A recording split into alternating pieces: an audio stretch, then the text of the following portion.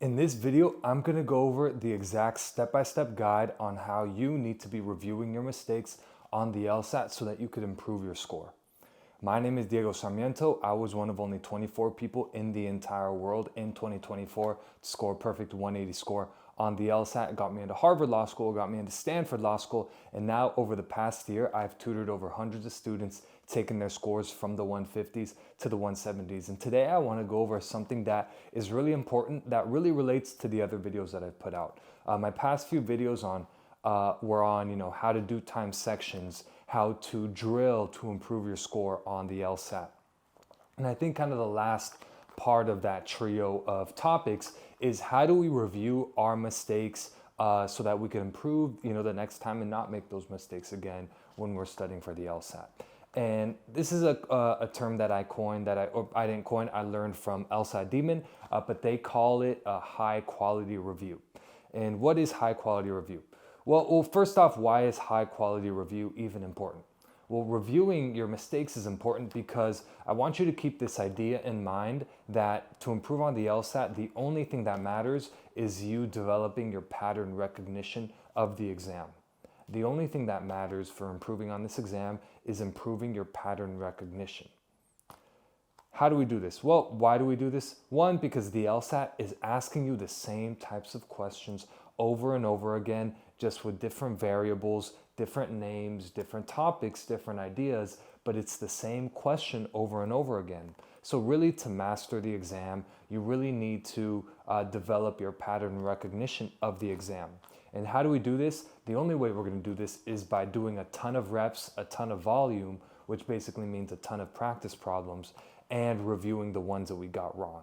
Because you can't recognize the patterns just by doing the reps without the review, and you can't recognize the patterns just by reviewing without doing the reps. So you need these two things. You need reps and review in order to get pattern recognition, and that's the equation to getting a high score on the LSAT, is doing the necessary reps, reviewing what you got wrong, and then that develops pattern recognition, which will get you to your goal score. So that's why, the other videos I went over the reps. The reps are doing the time sections and doing the drilling. The review is what we're going over today, which is high quality review. So how do we do high quality review? And by the way, if you want more information like this, you could go to the link in the description, purchase a month of my tutoring. Comes out to less than $20 an hour if you want to be able to talk to me, want to talk to me live, ask me questions live, get access to a lot of resources. You could purchase it there, but I'm going to try to give you guys as much free content as possible. So, okay, what is high quality review and how do we do it? Well, basically, when you get any question wrong, whether it's on a time section or on a drill, you want to, of course, do high quality review. And this comes down to 3 steps. The first step is we want to do the question blind. We want to redo the question blind. What does this mean? We want to do blind review.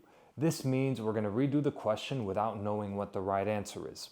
We're going to try it out again. This time we're going to go even slower. We're going to take a long time, make sure we're doing all the steps correctly, and really feel confident in the answer that we choose. It should feel a little easier because we already know one of the answer choices is wrong, the one that you originally chose. So now instead of 4 answer choices, you have 3. So at this point, you redo the question blind. If you again get it wrong, then you want to redo the question blind again. You want to keep redoing it blind until you get it right. Once you get it right, you move on to the second step. The second step is you want to ask yourself 2 questions. You want to ask, okay, why is the right answer that I chose correct? Why is it correct? You want to be able to explain why it's correct. You don't want to just be able to guess the right answer. You want to logically and concisely explain why it's correct. And you could do all this in your head. The second question you want to ask is, why are the wrong answers that I chose wrong? You want to definitively understand why the wrong answers are wrong and why the wrong answers are right. That is step number 2. Step number 3 is you want to sit with the question and the answer until you feel a click in your head.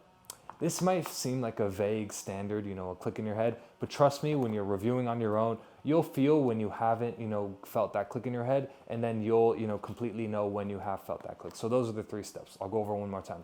Redo the question blind until you get it right. Step number 2 is you want to ask why is the right answer right and why the wrong answer is wrong. Then you want to click with it. The third step is you want to sit with it until it clicks in your head. Those are the 3 steps. of high quality review. Do those for every question that you get wrong. A few things I want to clarify are that you actually don't need to keep a wrong answer journal. I never did when I was studying. A lot of students think they need to. I think that's overkill. I don't think it's necessary. So don't, feel free to, not keep a wrong answer journal. Also feel free, only go over the questions that you actually got wrong. Some tutors recommend going over questions that you guess and you got right. For those, feel free to just, skip over them. You don't have to review them. If you got it right, even if it was by guess, just move on. You don't have to review it because it'll take too long to try to remember which ones you guessed on, which ones you didn't. So just keep it simple. Don't review the ones that you got right, and then review all the ones that you got wrong. So how do we fit high quality review into our overall study schedule? Well, this is where kind of my 1 hour a day study schedule comes in that I learned also from LSAT Demon, I believe, but I've kind of tailored it a little bit to make it, more applicable to most students. But basically, you want to, again, mix the reps and the review. And the way we do that is on Monday, you're going to do the first time section of the exam, or just choose an exam and do the first time section of it on Monday. Tuesday, I want you to review what you got wrong on Monday. And if you're a beginner, this might take you the full hour to review what you got wrong on Monday because you maybe got a lot of questions wrong. That's completely okay. If you're more advanced, maybe it only takes you 15 minutes to review what you got wrong on Monday. The remainder 45 minutes of the hour on Tuesday, I want you to drill. And then when you're drilling, of course, you're going to naturally be doing review because once you get a question wrong, then you review it immediately after. Wednesday, you do the second time section of the same exam you did Monday.